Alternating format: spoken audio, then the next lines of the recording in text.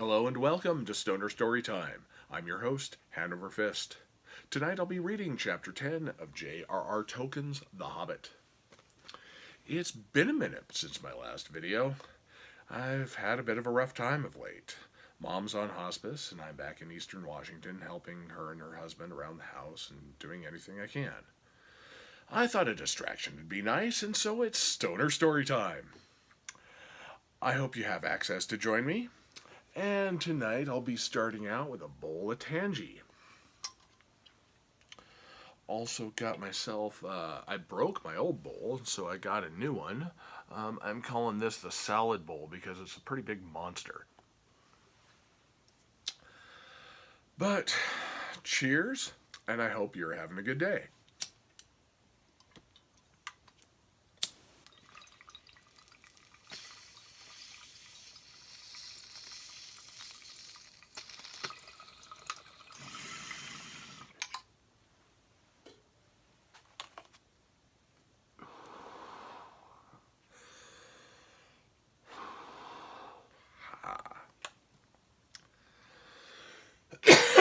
Nice.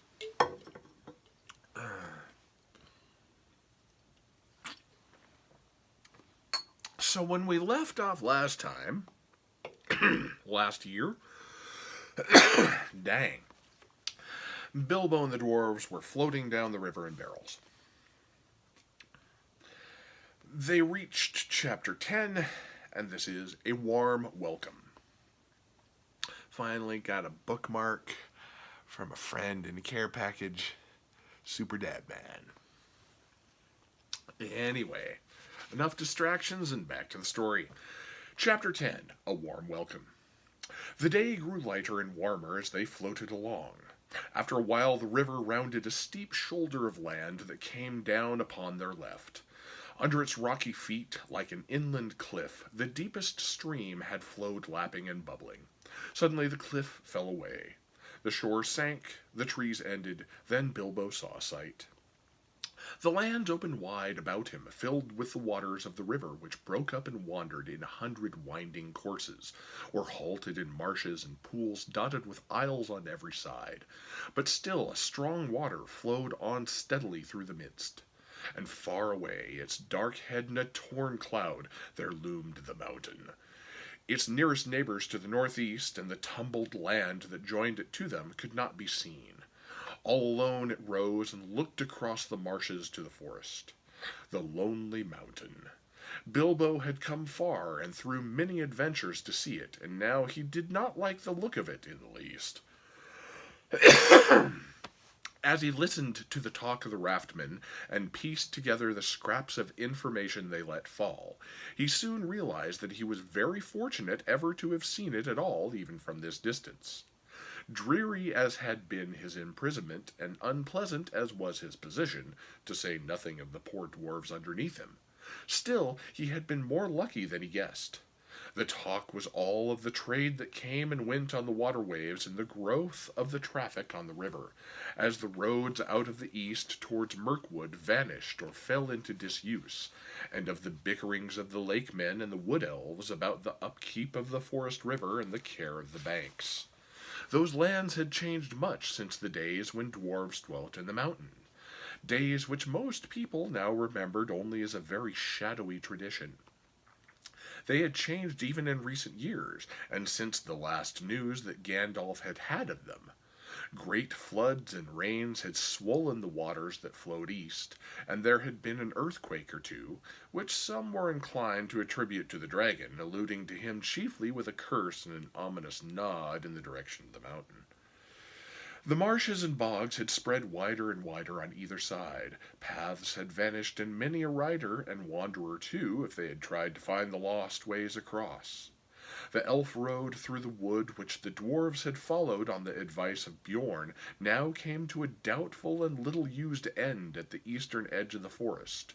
Only the river offered any longer a safe way from the skirts of Mirkwood in the north to the mountain-shadowed plains beyond, and the river was guarded by the Wood Elves' king. So you see, Bilbo had come in the end by the only road that was any good. It might have been some comfort to Mr. Baggins, shivering on the barrels, if he had known that news of this had reached Gandalf far away and given him great anxiety, and that he was in fact finishing his other business, which does not come into this tale, and getting ready to come in search of Thorin's company. But Bilbo did not know it. All he knew was that the river seemed to go on and on and on forever, and he was hungry, and he had a nasty cold in the nose, and he did not like the way the mountain seemed to frown at him and threaten him as it drew ever nearer. After a while, however, the river took a more southerly course and the mountain receded again, and at last, late in the day, the shores grew rocky, the river gathered all its wandering waters together into a deep and rapid flood, and they swept along at great speed. The sun had set when turning with another sweep towards the east, the forest river rushed into the long lake. There it had a wide mouth with stony cliff-like gates at either side whose feet were piled with shingles. The long lake. Bilbo had never imagined that any water that was not the sea could look so big. It was so wide that the opposite shores looked small and far, but it was so long that its northerly end, which pointed toward the mountain, could not be seen at all. Only from the map did Bilbo know that away up there, where the stars of the Wain were already twinkling, the running river came down into the lake from Dale, and with the forest river filled with deep waters, what must have once been a great deep rocky valley. At the southern end, the doubled waters poured out again over high waterfalls and ran away hurriedly to unknown lands. In the still evening air, the noise of the falls could be heard like a distant roar. Not far from the mouth of the forest river was the strange town he heard the elves speak of in the king's cellars. It was not built on the shore, though there was a few huts and buildings there, but right out on the surface of the lake, protected from the swirl of the entering river by a promontory of rock which formed a calm bay. A great bridge made of wood ran out to where, on huge piles made of forest trees, was built a busy wooden town, not a town made of elves, but of men, who still dared to dwell here under the shadow of the distant Dragon Mountain. They still throve on the trade that came up the great river from the south, and was carted past the falls to their town. But in the great days of old, when Dale in the north was rich and prosperous, they had been wealthy and powerful, and there had been fleets of boats on the waters, and some were filled with gold and some with warriors and armor, and there had been wars and deeds which were now only a legend. The rotting piles of a greater town could be seen along the shores when the waters sank in a drought. But men remembered little of all that, though some still sang old songs of the dwarf kings of the mountain, Thror and Thrain of the race of Durin, and the coming of the dragon and the fall of the lords of Dale. Some sang, too, that Thror and Thrain would come back one day, and gold would flow in rivers through the mountain gates, and all that land would be filled with new song and new laughter. But this pleasant legend did not much affect their daily business.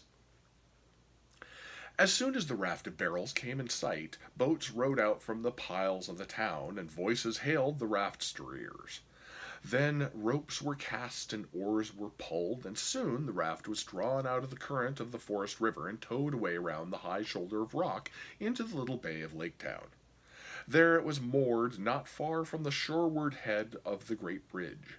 Soon men would come up from the south and take some of the casks away, and others they would fill with goods they'd brought to be taken back up the stream to the wood elves' home. In the meantime, the barrels were left afloat while the elves of the raft and the boatsmen went to feast in Lake Town. They would have been surprised if they could have seen what happened down by the shore, after they had gone and the shades of night had fallen. First of all, a barrel was cut loose by Bilbo and pushed to the shore and opened. Groans came from inside, and out crept a most unhappy dwarf. Wet straw was in his draggled beard. He was so sore and stiff, so bruised and buffeted, that he could hardly stand or stumble through the shallow water to lie groaning on the shore. He had a famished and savage look, like a dog that has been chained and forgotten in a kennel for a week. It was Thorin, but you could only have told it by his golden chain and by the color of his now dirty and tattered sky blue hood with its tarnished silver tassel. It was some time before he would even be polite to the hobbit. "Well, are you alive or are you dead?" asked Bilbo quite crossly. Perhaps he had forgotten that he had had at least one good meal more than the dwarves, and also the use of his arms and legs, not to speak of a greater allowance of air. "Are you still in prison, or are you free?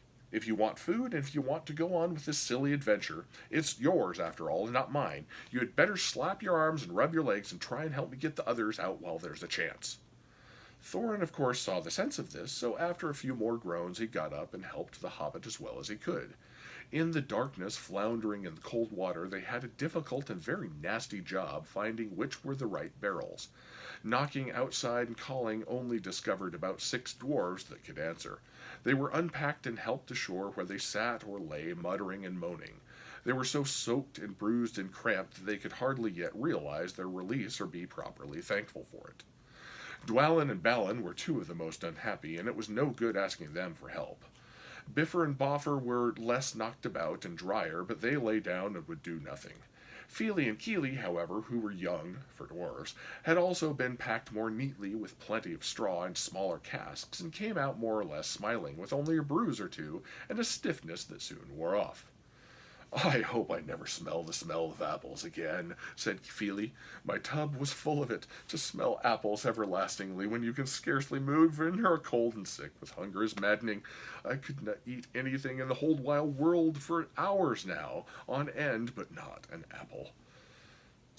I could eat anything in the wide world now for hours on end, but not an apple." With the willing help of Fili and Kili, Thorin and Bilbo at last discovered the remainder of the company and got them out. Poor fat Bombur was asleep or senseless. Ori, Oin, and Gloin were waterlogged and seemed only half alive. They had all had to be carried one by one and laid helpless on the shore. "Well, here we are," said Thorin, "and I suppose we ought to thank our stars and Mr. Baggins. I am sure he's a right to expect it, though I wish he could have arranged a more comfortable journey. Still, all very much at your service once more, Mr. Baggins. No doubt we shall feel properly grateful when we are fed and recovered. In the meanwhile, what next?" "I suggest Lake Town," said Bilbo. "What else is there?" Nothing else could, of course, be suggested, so leaving the others, Thorin and Fili and Kili and the hobbit went along the shore to the great bridge. There were guards at the head of it, but they were not keeping a very careful watch, for it was so long since there had been any real need. Except for occasional squabbles about river tolls, they were friends with the wood elves. Other folk were far away, and some of the younger people in the town openly doubted the existence of any dragon in the mountain, and they laughed at the greybeards and gammers who said that they'd seen him flying in the sky in their young days. That being so, it is not surprising that the guards were drinking and laughing by a fire in their hut, and did not hear the noise of the unpacking of the dwarves or the footsteps of the 4 scouts. Their astonishment was enormous when Thorin Oakenshield stepped in through their door. "Who are you, and what do you want?" they shouted, leaping to their feet and groping for weapons. "Thorin, son of Thrain, son of Thror, king under the mountain," said the dwarf in a loud voice, and he looked it in spite of his torn clothes and draggled hood. The gold gleamed on his neck and waist. His eyes were dark and deep. "I have come back. I wish to see the master of your town." Then there was tremendous excitement. Some of the more foolish ran out of the hut as if they expected the mountain to go golden in the night and all the waters of the lake to turn yellow right away. The captain of the guard came forward. "And who are these?" he asked, pointing to Fili and Kili and Bilbo. "The sons of my father's daughter," answered Thorin, "Fili and Kili of the race of Durin, and Mr. Baggins, who has traveled with us out of the west." "If you come in peace, lay down your arms," said the captain. "We have none," said Thorin, and it was true enough. Their knives had been taken from them by the wood elves, and the great sword Orcrist too. Bilbo had his short sword hidden as usual, but he said nothing about that. "We have no need of weapons, who return at last to our own and spoken of old. Nor could we fight against so many. Take us to your master." "He is at feast," said the captain. Then all the more reason for taking us to him, burst in Feely, who was getting impatient at these solemnities. We are worn and famished after our long road, and we have sick comrades. Now make haste and let us have no more words, or your master may have something to say to you. Follow me, then, said the captain, and with 6 men about them, he led them over the bridge and through the gates and into the marketplace of the town. This was a wide circle of quiet water, surrounded by the tall piles on which were built the greater houses, and by long wooden quays with many steps and ladders going down to the surface of the lake. From one great hall shone many lights, and there came the sound of many voices. They passed its doors and stood blinking in the light, looking at long tables filled with folk. I am Thorin, son of Thrain, son of Thror, king under the mountain. I return, cried Thorin in a loud voice from the door before the captain could say anything. All leaped to their feet. The master of the town sprang from his great chair, but none rose in greater surprise than the raft men of the elves who were sitting at the lower end of the hall. Pressing forward before the master's table, they cried, These are the prisoners of our king that have escaped, wandering vagabond dwarves that cannot give any good account of themselves, sneaking through the woods and molesting our people. Is this true? Asked the master.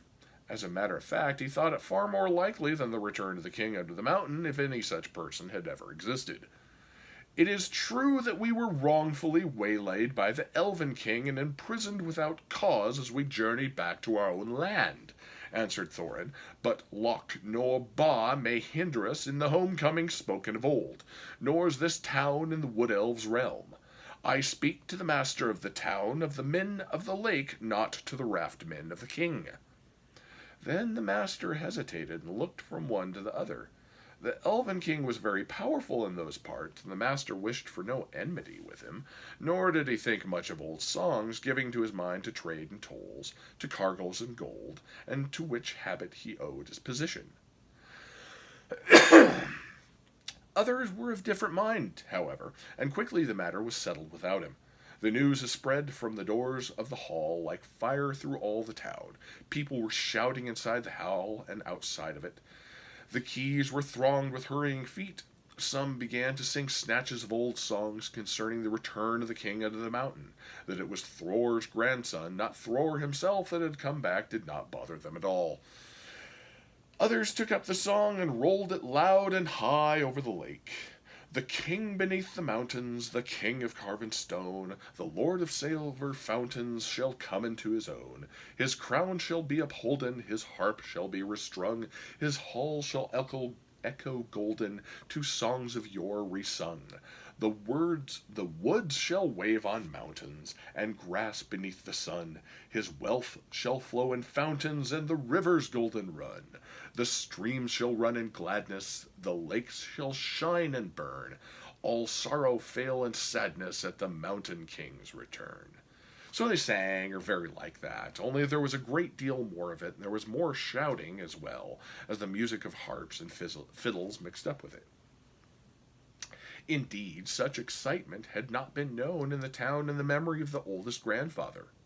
The wood elves themselves began to wonder greatly and even to be afraid. They did not know, of course, how Thorin had escaped, and they began to think their king might have made a serious mistake. As for the master, he saw there was nothing else for it but to obey the general clamor, for the moment at any rate, and to pretend to believe that Thorin was what he said. So he gave up to him his own great chair and set Feely and Keely beside him in places of honor. Even Bilbo was given a seat at the high table, and no explanation of where he came from. No songs had alluded to him, even in the obscurest way, was asked for in the general bustle. Soon afterwards the other dwarves were brought into the town amid scenes of astonishing enthusiasm. They were all doctored and fed and housed and pampered in the most delightful and satisfactory fashion. A large house was given up to Thorin and his company, boats and rowers were put at their service, and crowds sat outside and sang songs all day or cheered if any dwarf showed so much as his nose. Some of the songs were old ones, but some of them were quite new and spoke confidently of the sudden death of the dragon and cargoes of rich presents coming down the river to Lake Town. These were inspired largely by the master, and they did not particularly please the dwarves.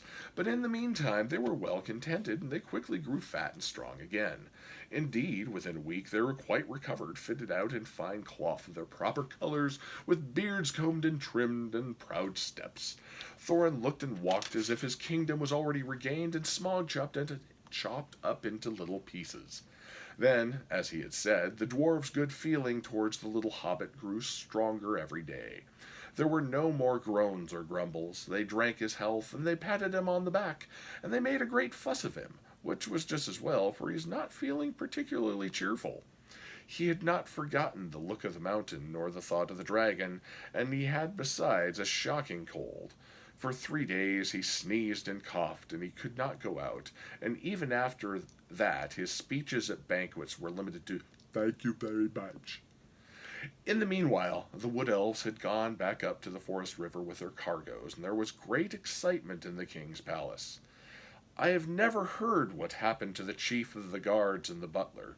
Nothing, of course, was ever said about keys or barrels while the dwarves stayed in Lake Town, and Bilbo was careful never to become invisible. Still, I dare say more was guessed than known, though doubtless Mr. Baggins remained a bit of a mystery.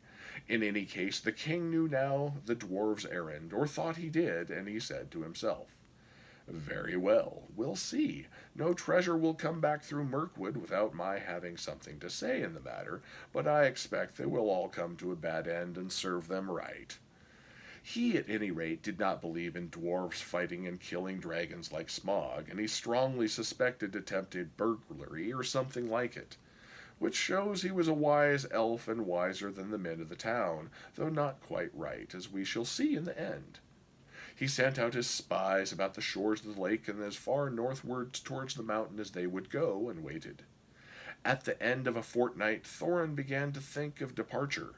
While the enthusiasm still lasted in the town, While the enthusiasm still lasted in the town was the time to get help. It would not do to let everything cool down with a delay. So he spoke to the master and his counselors and said that soon he and his company must go on towards the mountain. Then, for the first time, the master was surprised and a little frightened, and he wondered if Thorin was after all really a descendant of the old kings.